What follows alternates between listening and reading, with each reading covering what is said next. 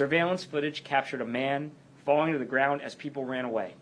The man, believed to be an associate of the individual in the video that I just discussed, was seen crawling down a driveway, appearing to be injured before eventually running away with blood pouring down his arm. The victim did survive the assault despite being shot 3 times. For these alleged actions, Sori and co-defendants Dozier, Johnson, Hobbs, and Henderson, and we have the full list up here, were charged with second-degree aggravated assault, second-degree conspiracy to commit aggravated assault, second-degree possession of a weapon for unlawful purpose, and second-degree unlawful possession of a weapon. These are just a few of the alleged offenses we lay out in court filings and that our prosecutors will continue to prove as we seek justice for the victims in this case, those who were physically harmed, those who may have fallen deeper into addiction, those who may have been lost to substance abuse disorder. We also will seek justice for their families, their loved ones, and importantly for the residents of Newark and the residents of this state who were put in danger by this illegal operation. The Division of Criminal Justice Director Hilton will share additional details about Sori and her gang in a moment, but I want anyone listening or watching today to take away a very simple message. If you engage in gun violence, if you enable others to engage in gun violence, if you sell heroin or other dangerous drugs in the state of New Jersey, anywhere, there is no safe place to hide. We will find you, we will catch you, we will hold you accountable to the maximum extent under the law. In this case, multiple charges of first-degree racketeering conspiracy. Protecting the people of this state is my top priority. It's central to my role as our state's chief law enforcement officer. Violent crimes, particularly gun violence and drug trafficking, are serious threats to the safety of our residents. And the Division of Criminal Justice and our partner agencies across the state, many of whom are represented here, are committed to pursuing individuals engaged in these acts and putting them behind bars. In the last several years, we've seen gun violence drop to historically low levels. 2 years running, the lowest number of shootings on record since we've been tracking the statistics. We saw opioid deaths last year decline by 30%. We've seen burglaries and auto thefts decline. That is the result of the hard work of our law enforcement community. Law enforcement community partnerships like the ones that you're seeing today.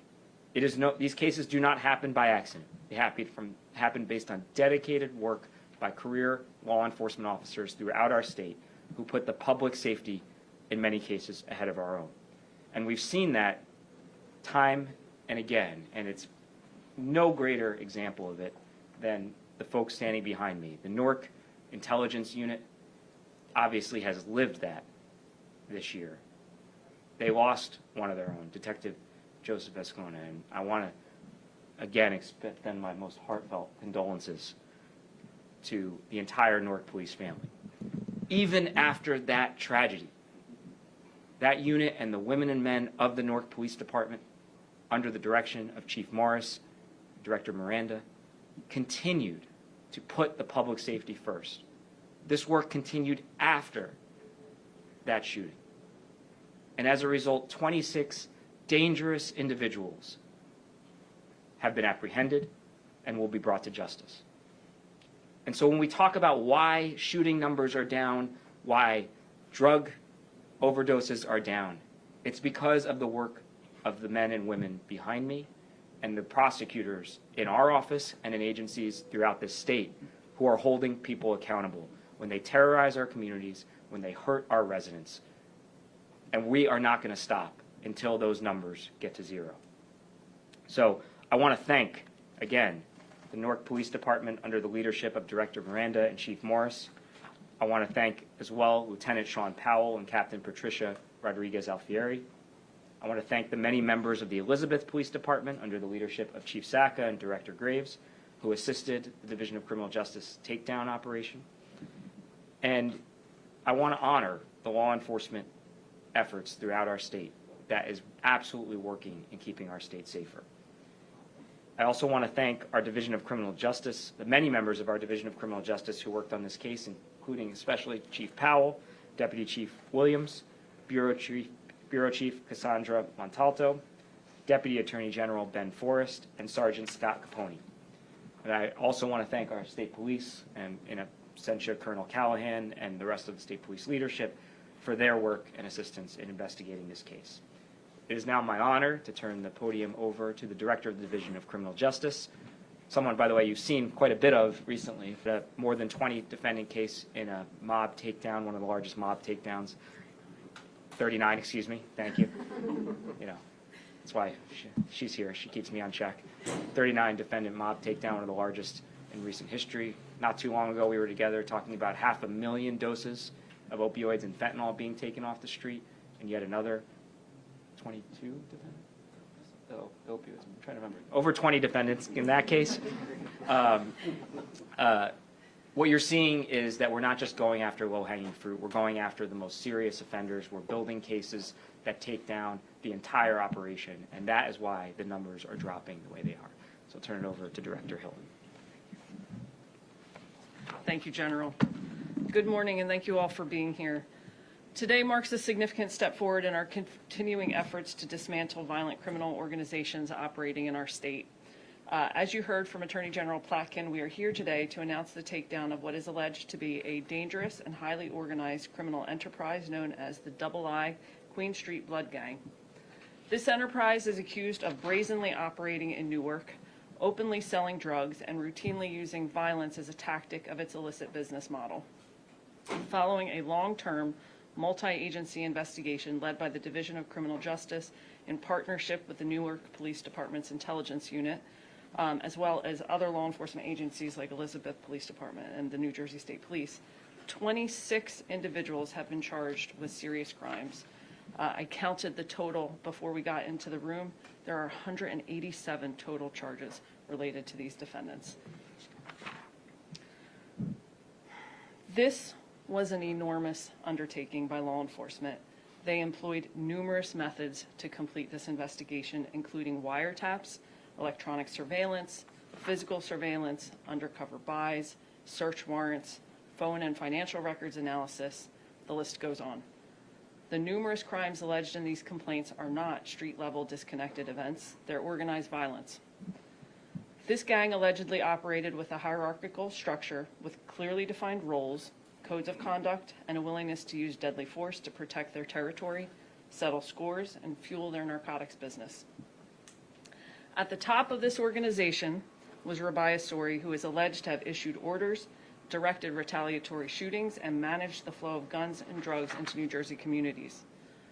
The gang allegedly had supervisors who would work 3 daily shifts on the drug set, morning, afternoon, and night.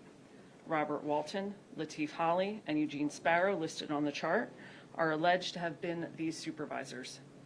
The first shift was responsible for picking up the drugs from Rabia's house in Elizabeth and bringing them to the set for the shift's distributors to sell. The gang also allegedly had advisors who were responsible for communicating with other low-level members for Rabia. For example, if a lower-level member owed her money, her advisors would contact them to pay. These advisors included Amani Faines, Al-Qaeda Ports, Nicole Jones, and Hadaya Sori. A number of the defendants charged are alleged to be distributors or runners, and they are, as I mentioned before, also annotated on the chart. These were the individuals working on the set to sell drugs to customers. It is alleged that they would also commit acts of violence on command. Lastly, the gang is alleged to have had enforcers or shooters, individuals who would either move guns at Rabia's direction or were involved in a shooting.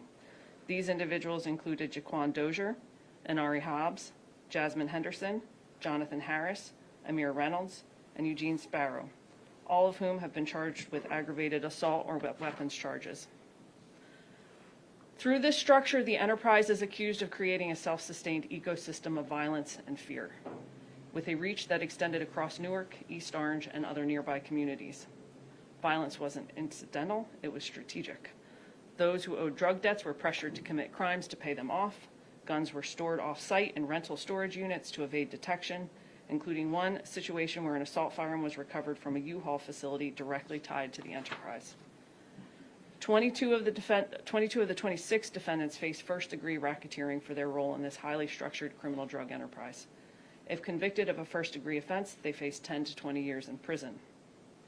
The alleged leader of this gang, Rabia Soria, also faces the first-degree charge of leader of an organized crime and leader of a narcotics trafficking network, for which she faces life imprisonment as a possible sentence. Other crimes faced by these individuals include aggravated assault, numerous weapons charges, promoting organized street crime, money laundering, and other violent and narcotics-related crimes. I also want to take a moment to thank and commend the dedicated law enforcement professionals who made this operation possible. I especially want to thank our team in the Division of Criminal Justice, the Newark Police Intelligence Unit, the Elizabeth Police Department, and the New Jersey State Police. DCJ's mission is to protect our communities, to investigate and prosecute the networks of people who cause our communities harm, to work to give residents back the safety and stability they deserve. With today's takedown, we've taken a step in that direction. We don't do this alone. We do it with a strong law enforcement partnerships, just like we see in this case. Thank you. Thank you, Director. It is now my privilege to turn the podium over to Chief of the Division of Criminal Justice, Walden Powell. Thank you, General. And thank you, Director. Good morning, everyone. Today we stand not just to mark the conclusion of a major investigation, but to recognize the unwavering commitment, professionalism, courage of our detectives and law enforcement partners who made this takedown possible. Beginning in October of 2023, our Division of Criminal Justice detectives, in collaboration with the Newark Police Intelligence Unit, launched an ambitious investigation into a dangerous street crime gang known as Double I Queen Street Bloods. This was no small undertaking. The individuals involved in this enterprise were responsible for round-the-clock drug trafficking and repeated acts of violence involving firearms, which endangered lives and destabilized the community. Thanks to the meticulous work and persistence of our detectives, key individuals in this group, including the leader, have been taken off the street. The investigative team followed the case across months of surveillance, wiretaps, and undercover work. Your actions were methodical, precise, courageous, and selfless. Let me be clear, the streets of Newark and beyond are safer because of your work. I want to personally thank every detective and officer who played a role in this operation. Division of Criminal Justice Detectives, Newark, East Orange Police Department, and Edison Police Department as well. I would also like to thank our law enforcement partners across the board. This was teamwork at its finest. You embody the values we stand for: integrity, service, relentless drive to protect and serve. You have my deepest respect and gratitude. Congratulations on a job well done. General. Thank you, Chief. I'm going to turn it over to Director Miranda in just a moment. Before I do, I want to just say a word about the city of Newark, because there's been some comments about it lately about a state of safety, which are just not true. Newark has never been safe, period. And that's a result of the work that we're talking about today and the work of the men and women who work in the Newark Police Department. The stats show it. And if you want to know why that's the case, it's because, again, of the dedicated, selfless public servants who have put the safety of the residents of this great city, the city that we are standing in right now, first. So for anybody who may watch this and think, oh, the streets of Newark are awash in crime, because of these brave men and women, they are not. And you should come. You should come here. You should enjoy this city. You should get some of the great food, some of the best food you'll find anywhere. See some of the great culture that we have here. Meet some of the best and, frankly, funniest people you'll ever meet, and one of the richest and warmest cultures I've ever experienced. And I want to thank the Newark Police Department for making this city as safe as it is today. And while we're talking about a very serious takedown of a very serious gang and criminal enterprise, I don't want it to be lost that the reason why there are hundreds of thousands of people who enjoy a safer place to live and why millions of people who enjoy a safer place to come visit is because of the work that we are doing, not just today, but 365 days a year. Director, I'll turn it back over to you. Good morning. Thank you, General. On behalf of the mayor Raj J. Baraka, the Chief of Police, Sharonda Morris, we extend our sincere gratitude to General Platkin and the Division of Criminal Justice for their partnership with the Newark Police Division. It is times like this when you recognize that New Jersey has an exceptional Attorney General who is laser beam focused on removing gang violence and drugs from our streets. Newark is the largest city in the state, and some people see it as a gravy train for their criminal activities. In this case, it was an entire criminal enterprise led by someone looking to make fast money at the expense of Newark residents. Thanks to the hard work of our major crimes detectives, led by Captain Patricia Rodriguez-Alfieri and the Division of the Criminal Justice, the plans of these suspects were cut short. The Newark Police Division has some of the most talented, committed police officers, detectives, and supervisors in the world. And because of our effective partnership and collaboration with General Platkin, who works night and day to keep New Jersey safe, 26 violent crime suspects are no longer wreaking havoc or terrorizing our neighborhoods. Instead, they are facing some serious criminal charges. And I hope this sends a clear message that Newark is not a playground for gang leaders or their workers.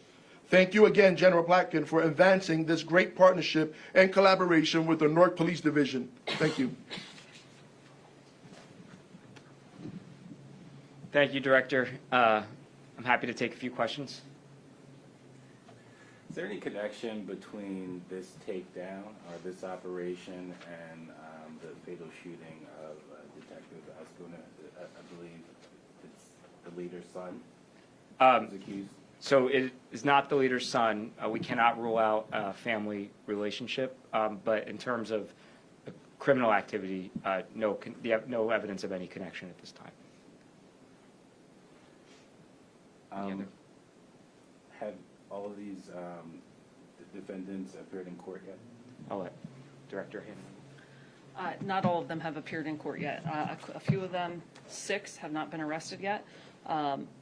Several of them are pending their detention hearing, including the leader, Rabbi Asori, who we anticipate being scheduled this week. Okay. Are any going to be in court today? It's possible. I mean, they do it fast. It's within 48 hours that you have a first appearance. So I can get a list and we can get that out to you. Okay. And in terms of, I just want to get this clear, where they were keeping the drugs, was at a home in Elizabeth? CDS was found in several locations, but a large stash of it was found in the home in Elizabeth, yes. Okay. Which is why we have multiple agencies represented here. And again, I want to thank the Elizabeth PD as well for their work. Any other questions?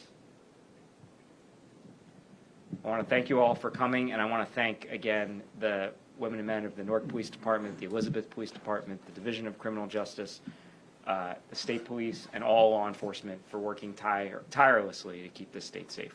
Thank you all.